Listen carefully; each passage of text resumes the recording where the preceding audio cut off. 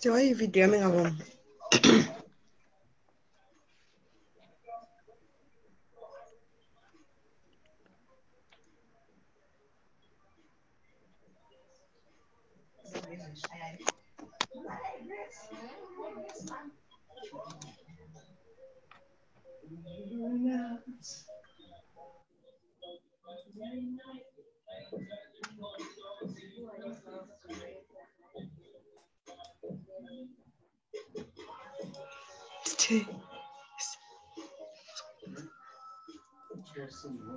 No, it's a meeting. Better say, why let me off?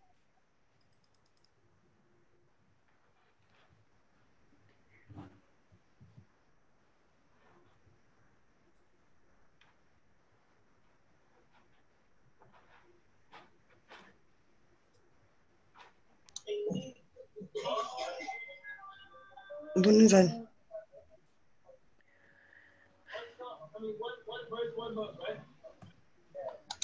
I don't know. Okay. Good afternoon,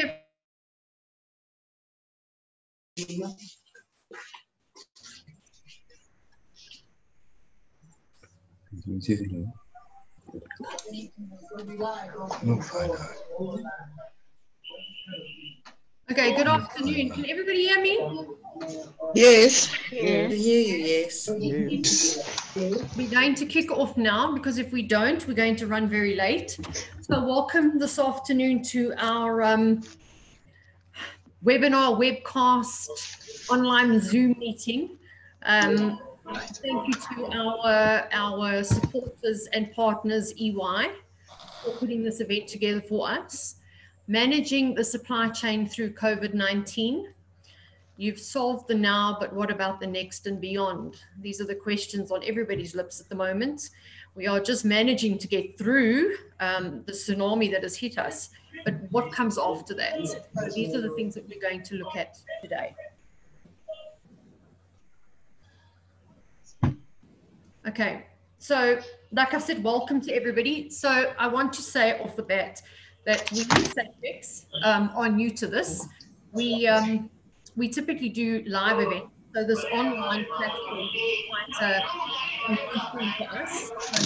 Just please bear with us and have patience with us. We are going to mute everybody in the session. I'm sure you can understand there will be a lot of background noise otherwise, a lot of interaction, and we don't want to do that. It's distracting for not only the presenters, but everybody else that's in the session. So please remain muted until the point where we get to the questions. And we will then work through I think, display of hands. There's a little hand icon that you can put up and wave, and we'll try and watch for those. There are lots of you, so that might be a bit tricky. So it did say here, please send questions to the host via the chat, but the chat facility, for some reason, not all of us can access. I'm not sure why that is. However, if we don't address all your questions at the end in the Q&A session, we will set up a link on the toolkit next to the webinar where you will be able to send your questions directly to the EY team. So if you don't get any answers to any burning questions you have, you can do that. And since we're in the new normal, we need to keep things light. Kids and pets are allowed. It's our new normal, provided that they behave.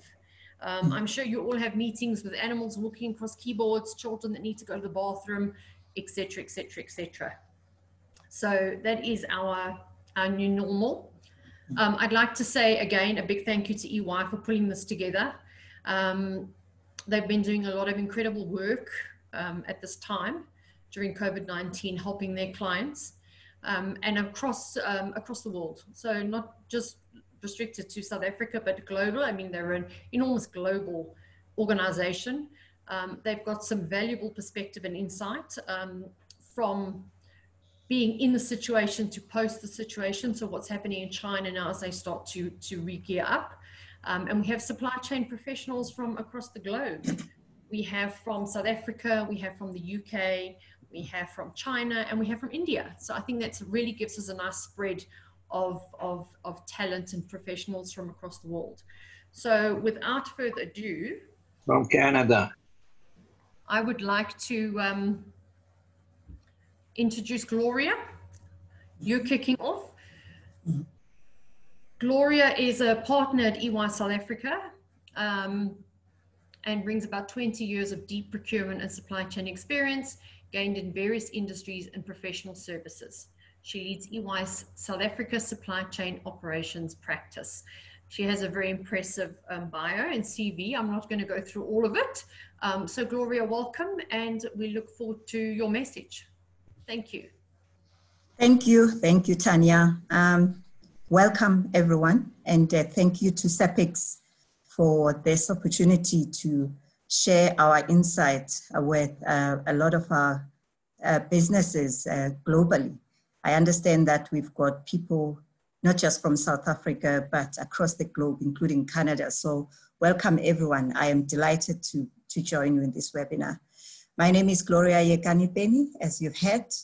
And let me also first acknowledge and thank you for being curious and taking your time out to just listen to this COVID experience. We promise to share with you a lot of insight as well as learnings across the globe. I also want to thank my colleagues who will be joining me in this platform. They are from UKI and they are from China. They are also from India. You will find a lot of this conversation very insightful for you. So let me also ask Brett to just project on my slide, that first slide. Thank you, Brett. So COVID-19 as a pandemic will definitely have significant implication on our economies across the globe. We all know that by now. But disruptions in the supply chain are not new to us. COVID-19 is one amongst many other disruptions that we've experienced in supply chain. We know in South Africa that we do experience some civil unrest from time to time. We know that Brexit was going to have a significant impact on our supply chain and trade barriers. We know that the natural events that we sometimes experience, there was one in Japan where it halted the whole production of Toyotas and Nissan. We know that in South Africa, we rely a lot on our crops and farming. And in 1 year, we had a huge issue where there was a crop disease for maize, and we actually had a problem with the maize mill. So disruption in supply chain are not new to us, but our traditional supply chain structures are not equipped to effectively cope with these unplanned disruptions. Locally in South Africa, we are going to experience a GDP reduction, and I think every other country has the same issue. Globally, it is expected that our GDP will contract by 2%, and that is just still an estimate. We're also dealing here with a downgrade, an economic downgrade, which will impact on our banks and major SOEs, and we also have a weak currency.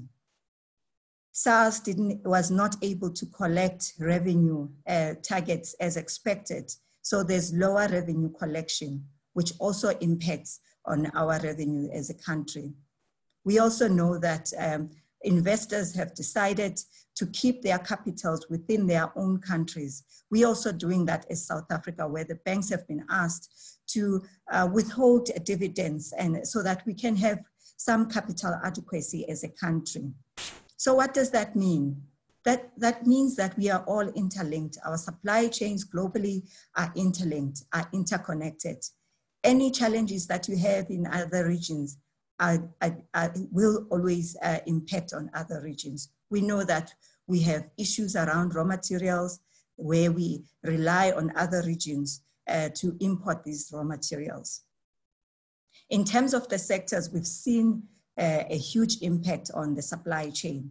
We've seen a huge impact on tourism, where it has really been rendered to a standstill. Travel and tourism is almost to a standstill at the moment. We also know that there's no real construction or real estate projects that are carrying on at this lockdown. We know that sectors like financial services and healthcare, although they are operating to some degree, are still not at full capacity because of these lockdowns. So throughout these lockdowns, and border closures, our supply chains are experiencing unprecedented disruption. There's only very few sectors that haven't been really affected by this, and that is the sectors like telecoms and also the online businesses and the essential FMCGs like Pick and Pay and ShopRite. Those are the sectors that are still continuing, but even that is not enough to offset the reduction in GDP.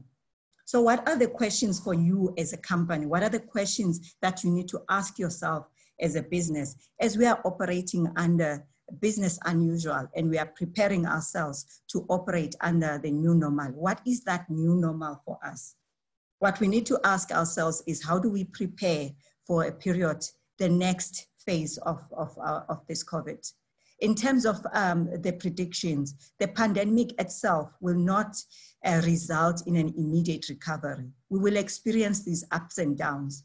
And how do we, as supply chain professionals and businesses, make sure that our supply chains are resilient and are able to deal with the new normal? Without further ado, I will hand over back to Tanya to let Matthew continue with this conversation. Thank you, Tanya.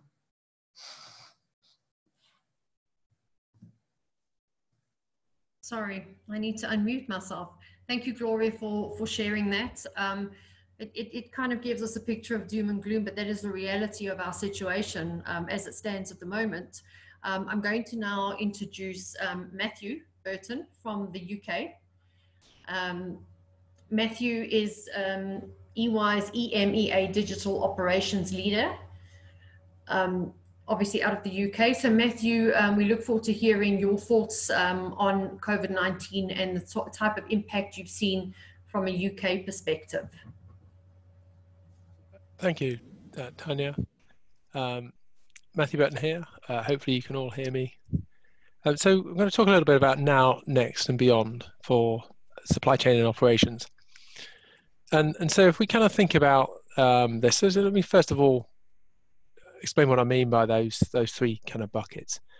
You know, the now is the here and now of, you know, firefighting and dealing with the COVID crisis.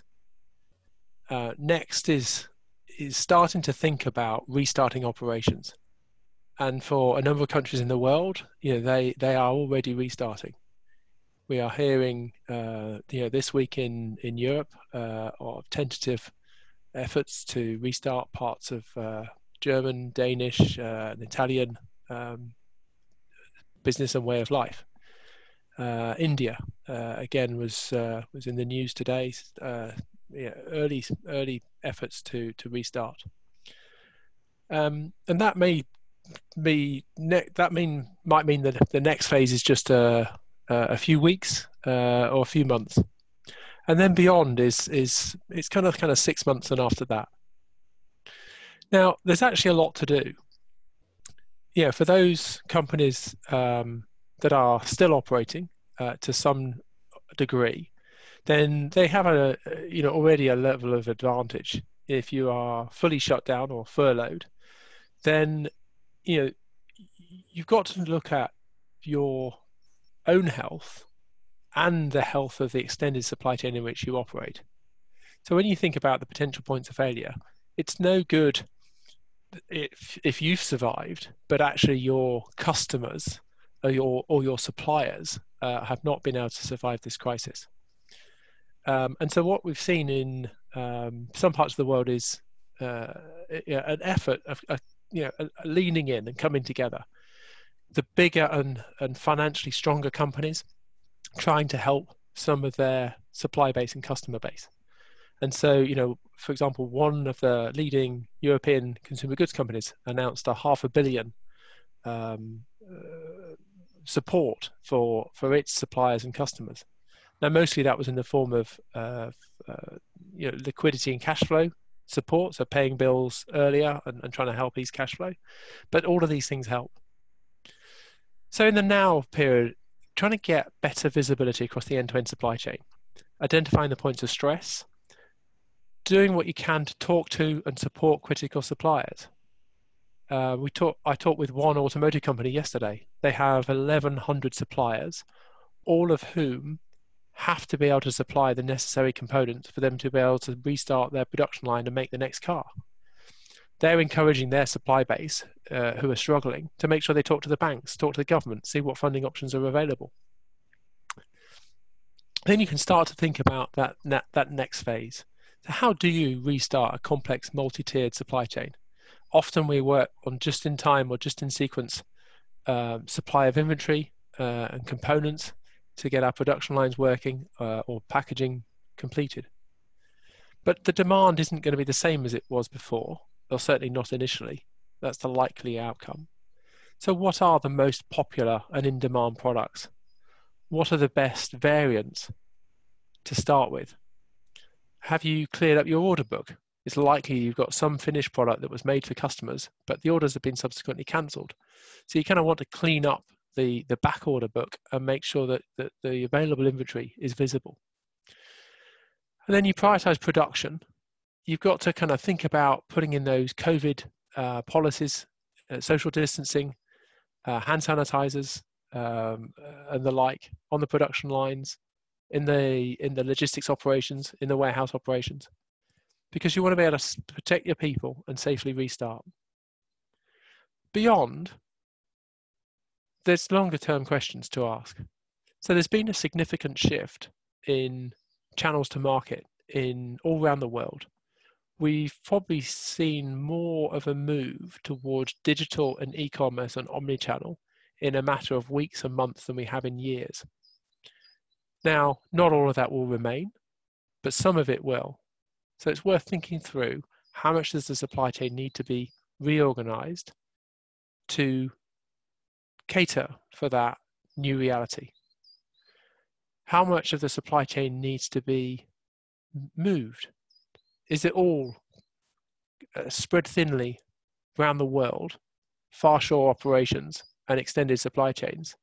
Does some of it need to be more nearshore or onshore?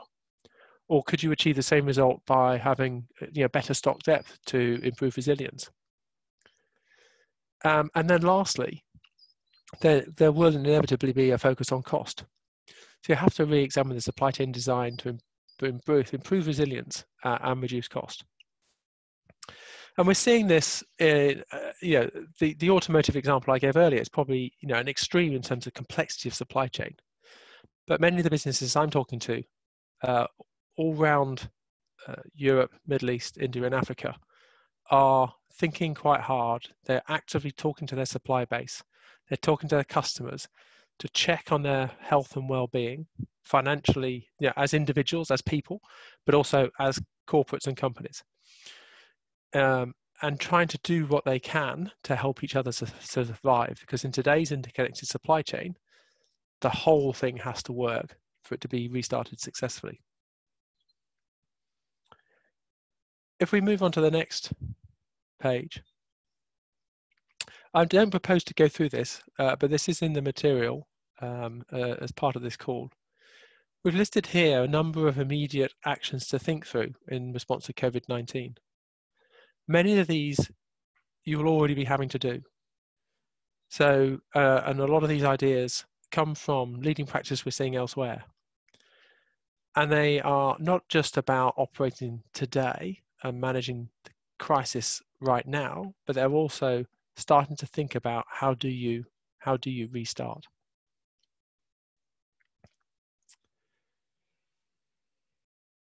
If we then look at different parts of the world, what we can start to see, and we can learn from in particular, is the experience in Asia and China and how they're restarting. So at this point, what I'd like to do is hand back to Tanya, and we will move into some case studies. Thank you, Matthew. Yeah, so now it's time to look at the case studies and really to get into the nitty-gritty of it. First, we're going to move to India.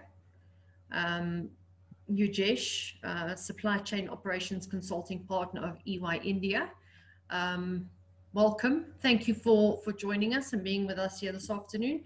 Please jump in and give us your thoughts and findings. Thank you, Tanya. So what I thought I will give to you is a perspective of what's happening in India and plus some of the other global clients that we are working with. What are the key challenges that these clients are facing? And at the same time, what are the solutions that that are to deploy to take care of the situation? So the challenge, so it's an interesting thing because it's a mix of challenges and also opportunities which this crisis is throwing up. Uh, the first thing is your sales team is not on the ground, but that doesn't mean that the consumption of your goods is stopped. Especially if you're a consumer products player, or for that matter, you're part of any industry that closed down. So now the question that arises is that if my salespeople are not on the ground, how do I collect orders? All right, and that innovative thinking is coming in, and some of the more entrepreneurial clients that I'm working with, they come this point of view that it's actually an opportunity because now the sales people are not wasting time by traveling from one place to another, and they are much more productive. At the same time, my customers are willing to give me orders on phone. So I can actually reach out to far more number of customers as compared to what I used to reach out with the same number of salespeople. So they're trying to leverage this new opportunity which has been presented, where there is a change in behavior which has happened because of the way the business is done. Also, they realize that as we go back to the normal, that may not be the same normal as it used to be. So there will be a hybrid situation where some kind of customers you may continue to take orders on phone, while others you may still have to go and take it in person and manage the relationship, or at least the frequency of going there in person and doing the meetings can be managed. So opportunity for you to manage your costs more in a more efficient manner. So that's the first point. Second is that there is again liquidity crunch in your channel partners in the front end, your suppliers. So in a typical crisis like this, whenever crisis of this scale happens, people who are at the periphery in terms of the the stability of the business, those are the ones who lose out first. So if you're distributing your products through a set of channel partners, you need to take a call on which are the channel partners which you should be supporting, either through channel financing or through other means, and which are the ones which you should actually replace because they may completely lose out in the current business. Second thing is there are going to be suppliers who are completely dependent on you, and those are not going to be they cannot stand up again. And which are the suppliers hence that you are going to support again in this case. Third thing, your supply chain is broken. There are warehouses which are not completely functional. Their storage capacity is not known. Their warehousing capacity, so their handling capacity is not known. There are lanes in which trucks are not available. There are suppliers from which materials are not coming. There are capacities which are not completely functioning because of manpower issues. So how do I deal with this situation? Because none of my planning that I used to do in the past used to take these kind of constraints into account. Many of them were taken for granted. Who was thinking about whether I'll get a truck or not on a particular lane? So new paradigm for planning has to start now, and there are a new set of questions that you'll have to answer almost on a daily basis for the next 4, 5, 6 months, or probably a little longer as well. And needless to say, you need to now do a whole lot of scenario testing, because whatever you assume to be true today may not be true tomorrow. So whatever you assume as the demand, there's a big chance that either it will go up or it will go down, so on and so forth. your material supplies that you're assuming that may not come. So those kind of challenges are going to be there. Just go to the next slide, please, Sonia. I'll just give you a quick snapshot of a case study of how we are helping one of the clients in India with managing this crisis. So we have developed a quick apps for their salesmen so that they can start doing their calling through that app itself, right? And we are telling them that now you think about your sales team, drive them to the call center, right? You need to have a completely different view of how you manage your sales team. So we are giving them a governance framework that is more on the line of a call center rather than a usual, sales field setup. Number two, we are giving them, assessment of which are the channel partners which are going to be at risk because of the liquidity situation. Number three, we are giving them apps where we are saying them, there is an app for a warehouse operator where he tells you, what is the total warehouse space, what is the total handling capacity, which are the downstream orders that he cannot service because there are logistical constraints. There are apps which will help you to figure out, which are the suppliers and which are the materials which are not going to come to you, which are the lanes where the trucks are not available. So the idea is to use these very simple and mobile apps to capture all of these constraints and then come out with a list of constraints and correlate that with the kind of business impact that they are having, so that instead of you dealing with 30 or 40 different constraints across a large broken supply chain, now you are, dealing with very focused, prioritized list of constraints that you may want to work on upfront. Plus, there are, dashboards that we have developed for these clients, where they know that on a daily basis, out of the total demand which has been captured from that, order capturing app, how much of that can be serviced from which warehouse, and how much of that has to be serviced from factories, and how much is going to be actually lost because of issues in your supply chain which is broken. And last but not the least is where we have given them a cockpit where they keep on playing around with various demand scenarios, various production capacity scenarios, and various material supply scenarios, so that they know that what is going to be their readiness for various demand supply scenarios. So it's a combination of all of these solutions that we have taken to them, and it's a very analytics-led and qualified decision making that we have transitioned them into. So with that, I'll stop here and hand it back to Tanya. And I have to drop off. I have my colleague Samir on the call. For any questions, he will be able to answer you. Thank you so much.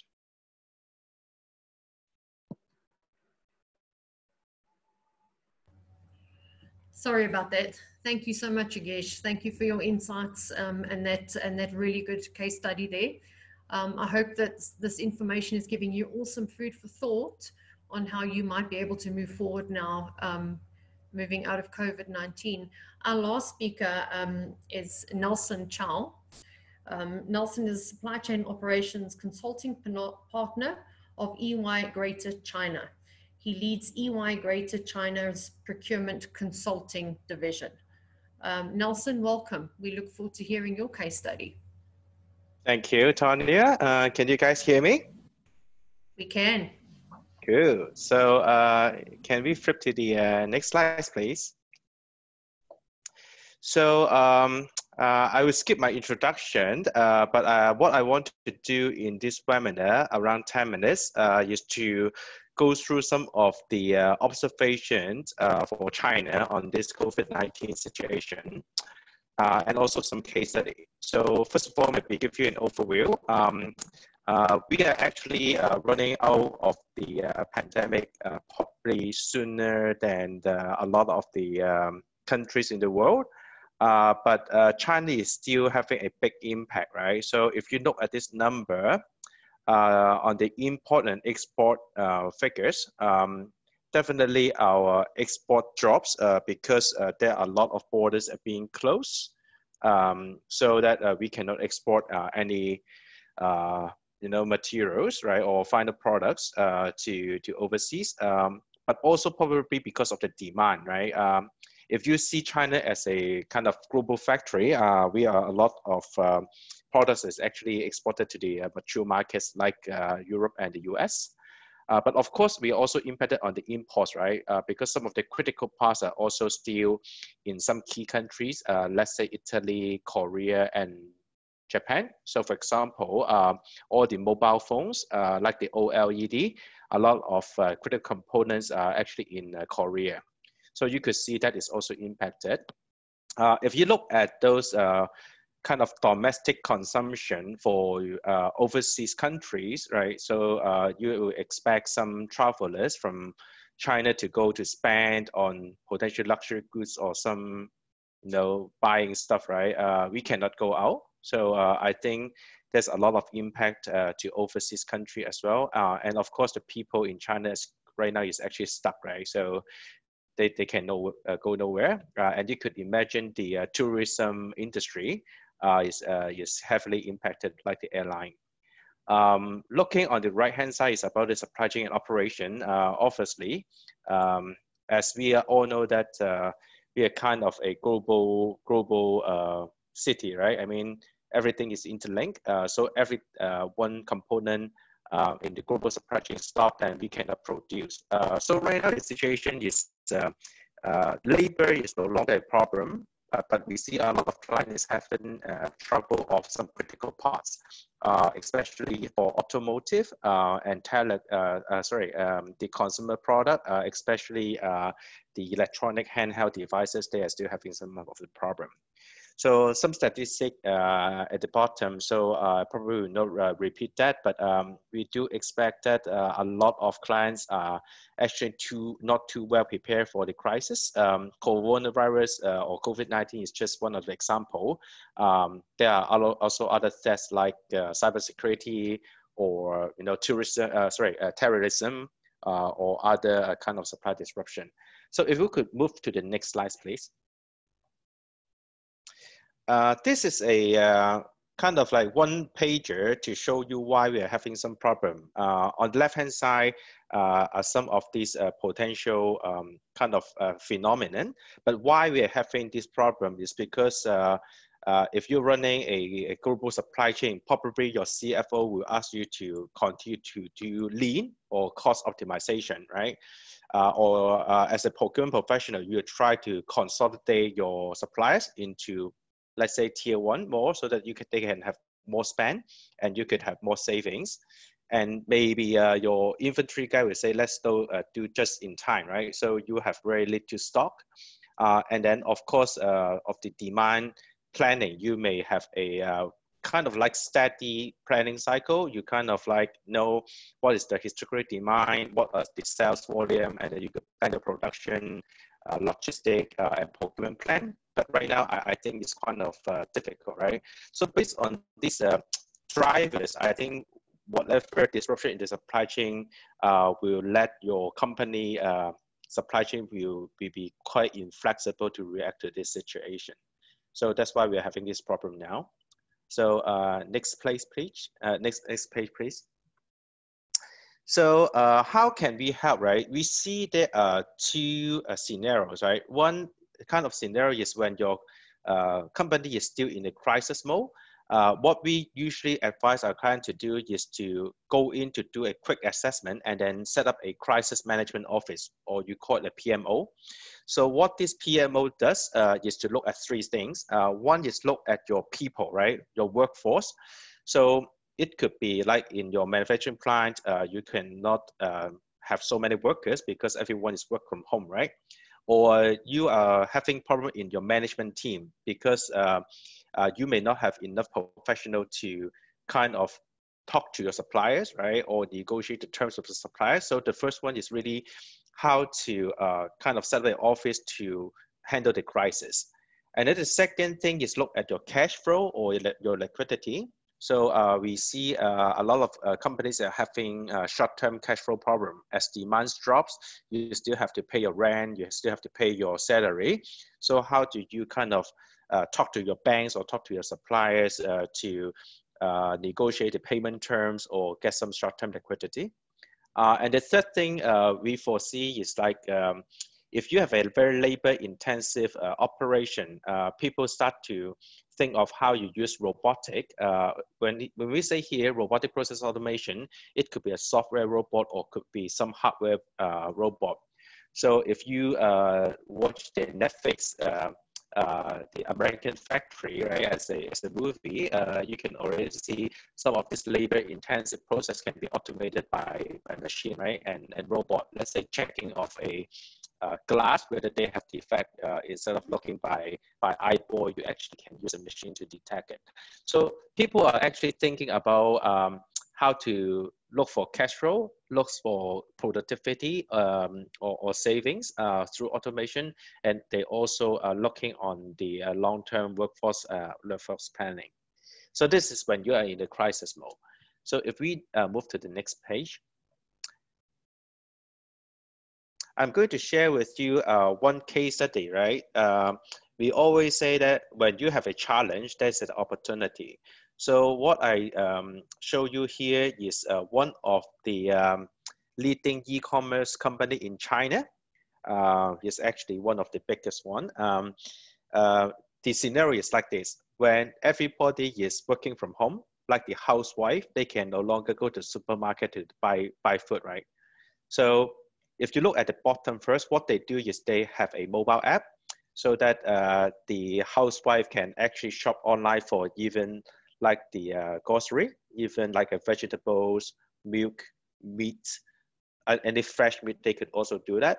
So they could open the app, you know, take the picture or even live video, pick the fish they like, and then choose it in the trolley. And then the order will be delivered into the address that you put. But because of the social distancing, the last mile kind of delivery is that the delivery guy can only put the milk or the vegetable in your residential area in kind of some kind of lockers area, right? And then you can go and pick it up by yourself. Interestingly, the demand of these services almost have 10 times more than last year. So you could imagine the entire challenge is buying grocery online instead of going to the supermarket in person. But there is a supply chain question, right? On the demand side, you can move it to a online channel, but how do you deal with the logistic delivery? So this company is very interesting. They also have a contingency workforce program. They work with the restaurant, right? So you could imagine the restaurant is closed, the chef or the waiter have nothing to do, and then the liquidity got problem, right? If you look at the middle contingency workforce, you can see these three kind of rating, right? Liquidity, revenue, and utilization. This restaurant or catering services, they have bad liquidity, they have very low revenue, and they have very low utilization. So what this player one, on the contrary, they have no liquidity issue, they have a lot of money, and they have high utilization. They don't have enough workers. So they have carefully and very cleverly put out this app and ask this chef and the waiter to be the delivery boy. So first, then by matching this kind of supply and demand relationship, they have all this contingency labor become the delivery guy, right? And send this fresh food to their household. And then they also work with a Uber-like company, right? Imagine a Uber-like company, they will have less customer, they also have less revenue, right? But this player have a lot of logistic pressure and they have a lot of cash. So they also work with a Uber-like company to ask this waiter to become the delivery boy and then take a Uber and deliver it to the household. So you could see a dramatical shift into the supply chain or even the business model. So that this is a very clever way on how they deal with it. So if you move to the next page.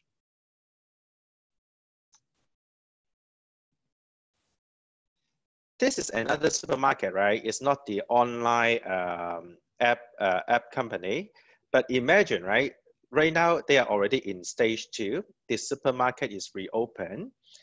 So how does that local supermarket change their kind of like operation strategy, right? In the past, the way they buy stuff is to go through some intermediate, right? If you look at the gray little chiffon over there, so the intermediate will work with local farmers or work with the wholesaler, and then they will go to fresh market to buy stuff, and then you deliver to the supermarket.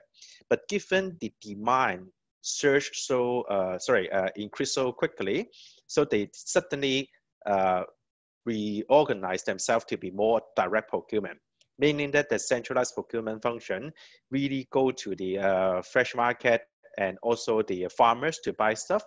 And then there's also a government support, right? So the Chinese government actually connect all these farmers into a website, and then this supermarket actually can understand the supply capacity online, and then they could work with them directly. And then because of there's still travel restriction, if you this supermarket buy direct from these farmers, they will have some special permission to go through some of this administration kind of like procedure. So you could see there are a lot of new way of working under this coronavirus situation. So for example, this supermarket can still stock up a quite decent amount of storage of inventory, and then the normal housewife and consumer can go to buy stuff like normal days. So this is the case study number 2 that I would like to share. So next page, I think this is the last page that I have, right? So I just want to check. Yeah. So I think that's a very interesting scenario of how Chinese company has reacted to cope with the demand and the supply side. I just put a supermarket situation to show you because I think it's more, kind of resonate to you guys, no matter what industry that you have. So I'm happy to pass the time back to Tonya. Thank you so much, Nelson. Okay, so that concludes the speakers. Now, I'm delicately going to try and handle the questions, if there are any. So you have a reaction button, and if you can clap your hands if you have any questions, I will run through and see if I can pick you up and get you to answer. I don't know where our chat line's gone. Okay, Gary? Gary, you have a question? Yeah, sorry, I just had to find the unmute button. Tanya, good afternoon, everyone. One of the questions I have is, obviously from a practical point of view, there's still, even after the shutdown, and we're going to have the same in South Africa, there will be people running around that are COVID-19 positive, not identified, potentially spreading germs in the environment. What practical lessons have people overseas already had in making sure the operations are sustainable and viable? One of the things that we have seen happening in South Africa, if there's a bit of a flare-up of infections of staff, we've had certain DCs already closed down in the food sector, which people may not be aware about, and we've also had hospitals being closed down, which we haven't seen being happening overseas. And we cannot afford to have these facilities closed down because of this. So what mitigating factors have been put in place on an overseas market, and what learnings are there to share in that from a practical experience of dealing with the actual pandemic rather and the operations rather than the supply chain planning and the inventory coming in? What's the effect on operations? Okay, thank you, Gary. EY team, who would like to take that question?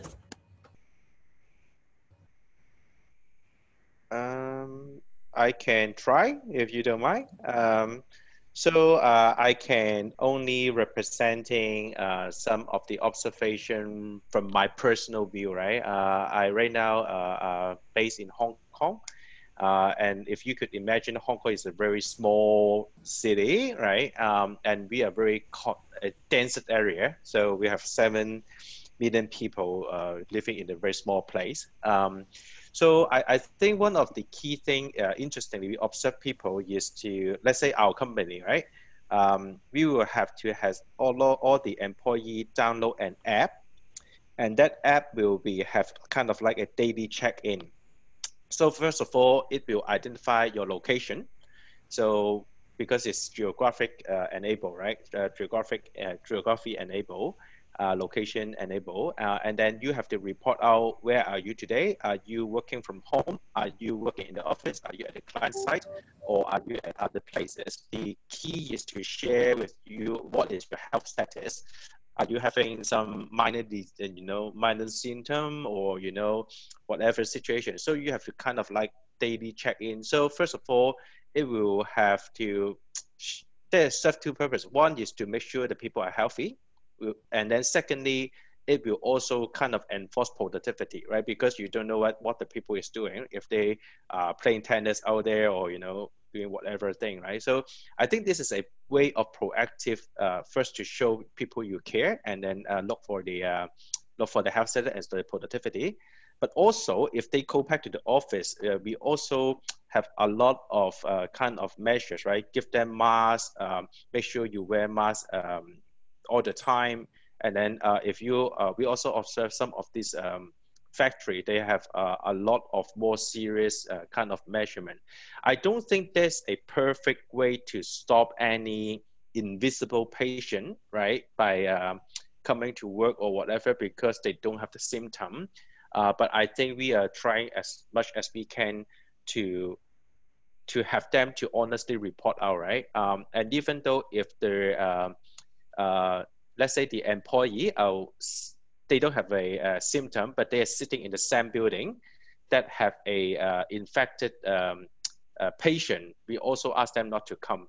So I think it's more preventive measure instead of reactive, because once the people is having disease, you go to your DC or factory, there's nothing you can do, honestly, right? So we are paying a lot of attention in the mitigation measures upfront. Thank you, Nelson. Gary, does that help? Absolutely. Thank you very much. Okay. Tibokeli, you have a question? Thank you, Tanya. Thank you so much. Good afternoon, everyone. Thank you so much for this. This is very insightful.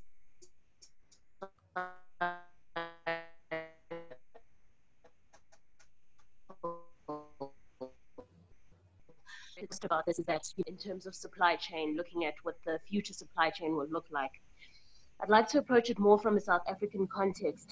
Gloria has really succinctly highlighted some of the challenges that South Africa obviously faces as a player in the global trade.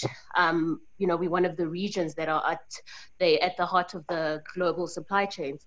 I just want to maybe just gather from her as a professional that has worked in South Africa, obviously some of the interventions, the recommendations that we are being exposed to would, the extent to which they are feasible in terms of being implemented in various countries will be dependent on the country's context, the country's supply chain maturity, and so forth. So I'd just like to understand from Gloria, from her perspective, what would she say are kind of just the maybe top 3 short-term immediate actions that she feels South Africa should be focusing on in terms of building future supply chains within South Africa's global context. Thank you. Thanks, Tibokeli. Thank you, Tobekile, for that question. I think context is always important. While other countries are probably dealing with more mature questions around supply chain, we somehow still dealing with the basics. And I think for us, we need to prepare for a supply chain that is going to experience unplanned disruptions. I'll give you an example. I think the president has already alluded to the fact that for the lockdown release, he will phase it. What that means is that there will be intermittent lockdowns and closures and opening up and closing. which we will experience going forward until this virus can be contained. And projections at the moment are indicating that we probably will go through these intermittent lockdowns and recoveries for a year or so. What that means for our Africa practice is that we will operate under a new normal. And I think, hygiene and cleanliness becomes a very big part for us. We are not used to people wearing masks to work every day, but in the Asia region, you will find that this was a normal for them. We have to get used to that new normal and just training our people to understand what this new normal entails and how we should plan for this new normal. I think the next thing is around our own digital capability. I think a lot of companies are struggling to operate remotely with their workforce in their own houses. A lot of companies had to actually even go and buy laptops to enable their employees to work from home. I think that's going to be another new normal for us, where we need to design a digitally enabled workforce that can work anywhere. And this time, work is not going to be defined by the company or the facilities that you work at. It's going to be defined by the laptop. Wherever you are, you will be working. I think the third part is the fact that we will have to invest a bit in our supply chain visibility. I find that a lot of our clients or a lot of companies have not invested much on data analytics and visibility around their supply chain. And managing these disruptions and unplanned disruptions into the future, you will need a lot of visibility in your supply chain. And you will need to be able to implement decisions at a very, very unusually short lead times. So we need that agility in our supply chain, and we need to be able to make sure that we can gather that information, work with that information, and make those decisions in a very, very agile manner. I hope that answers your question. Thank you, Gloria. Tobakeli, does that answer your question?